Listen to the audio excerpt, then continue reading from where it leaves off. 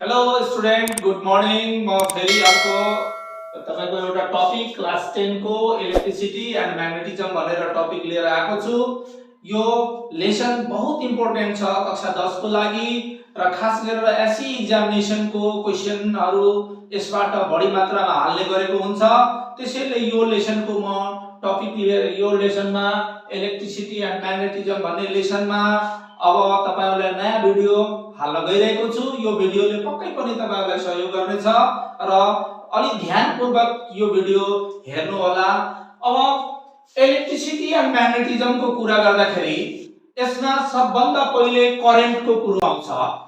Current भन्ने बित्तिकै हामीले के बुझेछौं भने फ्लो अफ इलेक्ट्रोन, सीधा शब्दमा बुझ्नुस्, flow of electron is called current. Flow of electron भनेकै के हो? करेन्ट हो। इलेक्ट्रोन को विषयमा तपाईहरुले केमिस्ट्रीमा पढ्नु भएको होला अथवा पढ्नु हुनेछ। इलेक्ट्रोन बग्नु भनेको नै के हो भने करेन्ट हो। अथवा यसलाई यसरी पनि बुझ्नुस् कि चार्ज पार्टिकल्सहरु जुन फ्लो भइरहेको हुन्छ, चाहे त्यो स्पेसमा होस् चाहे जुनसुकै म्याटरमा होस्, त्यो भनेको के हो भने करेन्ट हो। र यो करेन्ट को अब यो करेन्टलाई के छ भने आई ले डिनोट गरिन्छ जहिले पनि, र यसको युनिट जुन छ त्यो एम्पियर मा हो। करेन्ट को युनिट के हो रे? एम्पियर हो। त्यसलाई क्यापिटल ए ले डिनोट गरिन्छ र करेन्ट नाप्ने एउटा डिभाइस छ, त्यो डिभाइस को नाम हो एमिटर। एमिटर ले जहिले पनि करेन्टलाई नापिन्छ है। यो बुझ्नुभयो?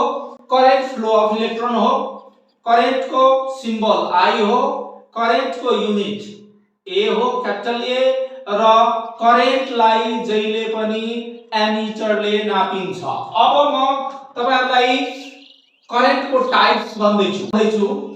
करेन्ट को टाइप्स डीसी र एसी छ। डीसी करेन्ट हामी कस्तोलाई भन्छौं भने यो यसको फुल फर्म भयो डाइरेक्ट करेन्ट। डाइरेक्ट करेन्टमा के हुन्छ भने यसमा पोलैरिटी चेन्ज हुँदैन, यसमा प्लस माइनस हुँदैन र यो निरन्तर के हुन्छ भने बगिरहने करेन्ट हो। स्टैटिक हुन्छ, यो स्टैटिक हुन्छ, पोलैरिटी नो चेन्ज हो। भने एसी करेन्ट कस्तो हो भने एसी करेन्टमा जहिले पनि एउटा निश्चित टाइम अवधिमा यसको पोलैरिटी चेन्ज भइरहने हो, प्लस माइनस फ्रिक्वेन्सी चेन्ज भइरहने हो, त्यो एसी करेन्ट हो। यो स्टैटिक हुँदैन, यसको म्याग्निट्युड जुन हुन्छ त्यो घटबढ भइरहने हो, अल्टरनेट भइरहने हो। दैट्स व्हाई यसको नाम नै अल्टरनेटिङ करेन्ट राखिएको छ। अल्टरनेटिङ मीन्स यसको के हुन्छ भने म्याग्निट्युड अल्टर्स भइरहने, केही निश्चित समयमा यसको पोलैरिटी चेन्ज हुने र यो यसको म्याग्निट्युड के भइरहने रे? चेन्ज भइरहने हो। यो डीसी र एसी तपाईहरुले बुझ्नुभयो है।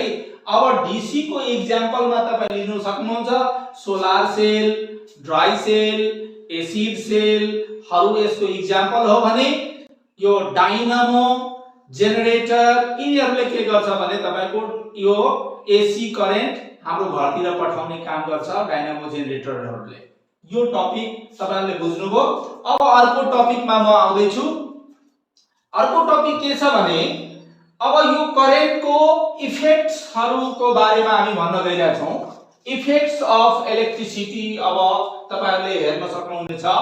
इफेक्ट्स अफ इलेक्ट्रिसिटी मा तपाईहरुले चारवटा इफेक्ट पढ्नु हुनेछ। पहिला चाहिँ हिटिङ इफेक्ट हो, जसलाई नेपालीमा तापको असर भनेर बुझ्नुहुन्छ, हिटिङ इफेक्ट हैन। त्यसपछि तपाईहरु दोस्रोमा के छ भने लाइटिङ इफेक्ट। लाइटिङ यसलाई नेपालीमा प्रकाशको असर भनिन्छ, लाइटिङ इफेक्ट। अर्को तेस्रोमा छ केमिकल इफेक्ट, जसलाई रासायनिक असर पनि भनिन सकिन्छ, र अर्को छ तपाईको म्याग्नेटिक इफेक्ट। म्याग्नेटिक इफेक्ट छ।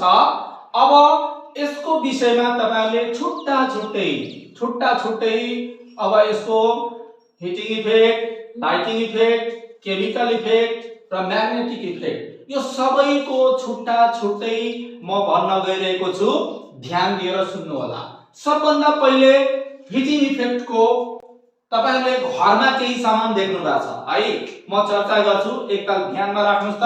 घरमा तपाईको इलेक्ट्रिक आइरन छ, पक्कै पनि छ। त्यसपछि इलेक्ट्रिक हिटर छ, जाडो महिनामा आगो ताप्नुहुन्छ, त्यो इलेक्ट्रिक हिटर छ।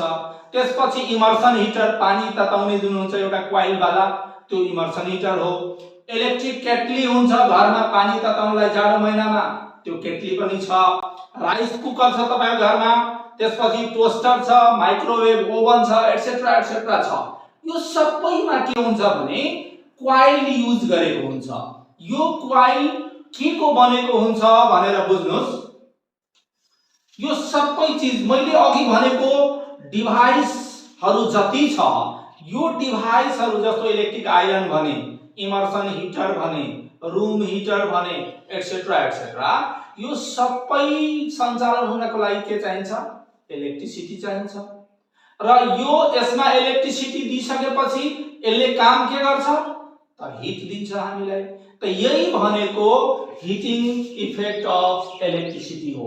इलेक्ट्रिसिटी प्रवाह गरिसकेपछि, इलेक्ट्रिसिटी दिएपछि त्यो डिभाइसले के गर्छ भने इलेक्ट्रिकल एनर्जीलाई हिट एनर्जीमा कन्भर्ट गरिदिन्छ। त्यसैले हामी त्यसलाई के भन्छौं भने हिटिङ इफेक्ट भन्छौं। र यसमा हेर्नुस्, अब भएको के हुन्छ, कसरी यसले तपाईको हिटमा कन्भर्ट गर्छ इलेक्ट्रिकल एनर्जीलाई, यसमा के युज गरेको हुन्छ भन्ने कुराहरुको विषयमा अब म तपाईलाई भन्न गइरहेको छु। अब हेर्नुस्, हिटिङ इफेक्टमा नाइक्रोम वाइल भन्ने एउटा हुन्छ। नाइक्रोम वाइल को युज गरे हुन्छ कोइल, यसमा नाइक्रोममा है, नाइक्रोम या वाइल को युज गरेको हुन्छ। यो नाइक्रोम को युज केमा हुन्छ भने तपाईको कोइल जुन हुन्छ नि हिटिङ इफेक्ट हिटिङ डिभाइसहरुमा सबैमा एउटा कोइल युज गरेको हुन्छ। यो कोइल, यस्तो कोइल जुन युज गरेको हुन्छ त्यो नाइक्रोम वाइलबाट बनेको कोइल हो। यसलाई हिटिङ एलिमेन्ट भनेर पनि चिनिन्छ। त एसईमा पनि धेरै ताल क्वेशन आइसकेको छ कि हिटिङ एलिमेन्ट को रूपमा के को युज गरिन्छ? के गरिन्छ रे? नाइक्रोम वाइल को युज गरिन्छ। अब नाइक्रोम को के छ भने यो एउटा एलोइज हो। एलोइज भनेको थाहा होला तपाईहरुलाई, एलोइज भनेको दुईटा मेटल को होमोजेनियस मिक्सचर भनेको एलोइज हो। र यो जुन छ नाइक्रोम तपाईको निकेल र क्रोमियम को मिश्रणबाट दुईटालाई मिलाए, निकेल र क्रोमियमलाई मिलायो भने के हुन्छ? यो बन्छ। अब हिटो एलिमेन्ट को रूपमा नाइक्रोमलाई किन युज गर्यो त? नाइक्रोम वाइल को केही फिचर्सहरु छ, त्यो फिचर्सहरु तपाईहरु अलि ध्यान दिएर सुन्नु र यो बहुत इम्पोर्टेन्ट छ। यसको के छ भने रेसिस्टेन्स पावर धेरै हाई हुन्छ। यसको अवरोध गर्ने क्षमता, रेसिस्टेन्स क्लास 9 मा पढ्नु भयो होला, रेसिस्टेन्स धेरै हाई हुने, यसको मेल्टिङ पोइन्ट र बोइलिङ पोइन्ट पनि धेरै हाई हुन्छ। कसको? नाइक्रोम को। नाइक्रोम एलोइज हो, निकेल र क्रोमियम को एलोइज हो। र यसलाई नै किन युज गरिन्छ हिटिङ एलिमेन्टमा भने यसको केही तपाईको फिचर्सहरु छ। त्यो फिचर्स के हो भने यसको रेसिस्टिभिटी हाई छ, रेसिस्टेन्स हाई छ, यसको मेल्टिङ र बोइलिङ पोइन्ट हाई छ, यसले धेरै टेम्परेचर खप्न सक्छ। धेरै टेम्परेचर कहिलेकाहीँ सोधिन्छ कि नाइक्रोम को ठाउँमा कपर को कोइल किन युज गरिन? जस्तो फ्यानहरुमा त कपरकै कोइल युज गरे हुन्छ। हिटरमा किन नाइक्रोम राखियो? आइरनमा किन नाइक्रोमै राखियो? कपर किन राखेन? त तपाईहरुलाई थाहा होला कपर को मेल्टिङ पोइन्ट धेरै लो छ र हामीलाई त हिट चाहिएको छ। म्याक्सिमम टेम्परेचर, जति धेरै टेम्परेचर दियो त्यति धेरै हिट हामीले प्राप्त गर्छौं। त कपर हाल्दियो भने त्यो कोइल के हुन्छ? मेल्ट भइहाल्छ, हाम्रो डिभाइस खतम भइहाल्छ, हामीलाई काम हुँदैन, हाम्रो हिट लिने जुन काम छ त्यो काम हुँदैन। त्यसले गर्दा निकेल को रेसिस्टेन्स हाई, यसको मेल्टिङ पोइन्ट हाई, यसको बोइलिङ पोइन्ट हाई। र अर्को कुरो, सबभन्दा मेन कुरो भने यसले, यो नाइक्रोमले अक्सिजनसँग रिएक्सन गर्दैन। तपाईलाई थाहा छ अक्सिजनसँग यदि रियाक्ट भयो भने रियाक्सनको बेलामा यसले के गर्दिन्छ भने तपाईको बलेर नष्ट भइहाल्छ। त्यसैले यो अक्सिजनसँग रियाक्ट गर्दैन र रियाक्ट नगरिकन यो आफ्नो टेम्परेचर हाई टेम्परेचरमा पनि हामीलाई कन्टिन्यू हिट दिइरहेको हुन्छ। त्यसैले नाइक्रोम या वायर नै हिटिङ एलिमेन्टको रूपमा युज गरिन्छ। यो हाम्रो के भयो हिटिङ इफेक्ट भयो। अब यसमा म तपाईलाई केही क्वेशनहरु भन्छु। तपाईले क्वेशन हेरिसक्नु भयो होला। अब एउटा क्वेशनको लागि म 3 सेकेन्ड दिए एमसीक्यू हो। पहिलो क्वेशन हेर्नुस्, आन्सर हेर्नुस्, गेस गर्नुभयो। ल तपाईहरुको सजिलोको लागि म भन्दिए यसको सही आन्सर हो तापको असर। अब दोस्रो क्वेशन हेर्नुस्, दोस्रो क्वेशन पढिसक्नुभयो। दोस्रो क्वेशनको आन्सरमा एलिमेन्ट हुन्छ है। तेस्रो क्वेशनमा हेर्नुस्, तेस्रो क्वेशनको आन्सरमा नाइक्रोम हुन्छ। चौथो क्वेशन हेर्नुस्, चौथो क्वेशनको आन्सरमा क्रोमियम र निकेल हो। अर्को क्वेशन हेर्नुस्, नेक्स्ट क्वेशनको आन्सरमा 900 डिग्री 1400 डिग्री सेल्सियस है। 1400 डिग्री सेल्सियस हो। नेक्स्ट क्वेशनमा 900 डिग्री सेल्सियस हुन्छ सही आन्सर।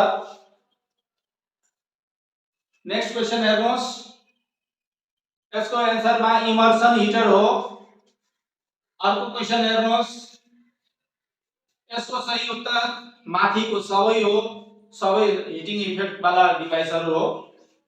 अर्को हेर्नुस्, नेक्स्टमा के छ भने यसको मिश्रित धातु एलोइज हो नि त, मैले अघि भने थिए एलोइज हो, त्यसैले यसको नाम मिश्रित धातु आन्सर हो यसको। र लास्ट क्वेशन हेर्नुस्, यसको आन्सरमा के हुन्छ भने बढी चालकत्व भएकोले तामाको त्यसमा युज गरिदैन हो। यसरी तपाईहरु एमसीक्यूज क्वेशनहरु र हिटिङ इफेक्ट सम्बन्धी तपाईको नयाँ क्वेशनहरु कलेक्ट गरेर यसको प्र्याक्टिस गर्नु होला। र मैले भनेको 2-3 वटा कुरो चाहिँ रिमाइन्ड गर्नु होला।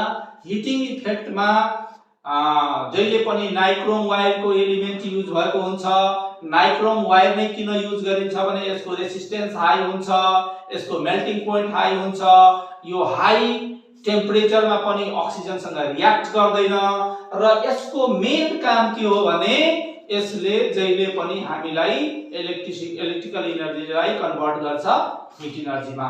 ल यो भिडियोमा यति छ। अब नेक्स्ट भिडियोमा हामी पक्कै पनि लाइटिङ इफेक्टमा जान्छौं। त्यो भिडियो हेर्न नबिर्सिनु होला। आजको लागि धन्यवाद।